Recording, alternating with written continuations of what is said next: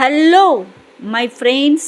Welcome to my channel Sumita দি গল্প আসর। আজকের কবিতা উত্তম অধম, কবি সত্যেন্দ্রনাথ দত্ত। কুকুর আসিয়া এমন কামড় দিল পথিকের পায়, কামড়ের চোটে ২০ দাঁত ফুটে বিষ লেগে গেল তাই। ঘরে ফিরে এসে রাত্রে বেচারা বিষম ব্যথায় জাগে, মেয়েটি তাহার তারই সাথে হায় জাগে শিওরের আগে। বাপেরে সে বলে ভৎসনা ছলে কপালে রাখিয়া হাত, তুমি কেন বাবা ছেড়ে দিলে তারে, তোমার কি নাই দাঁত?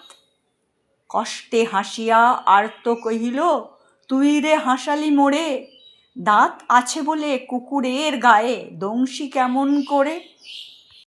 কুকুরের কাজ কুকুর করেছে, কামড় দিয়েছে পায়, তা বলে কুকুরে কামড়ানো কিরে মানুষের শোভা পায়? তো বন্ধুরা, আজ তোমাদের উত্তম অধম এই কবিতাটি পাঠ করে শোনালাম। তোমাদের যারা যারা নতুন আসছো তারা অতি অবশ্যই চ্যানেলটি সাবস্ক্রাইব করে সঙ্গে থাকো। Thanks for watching the video.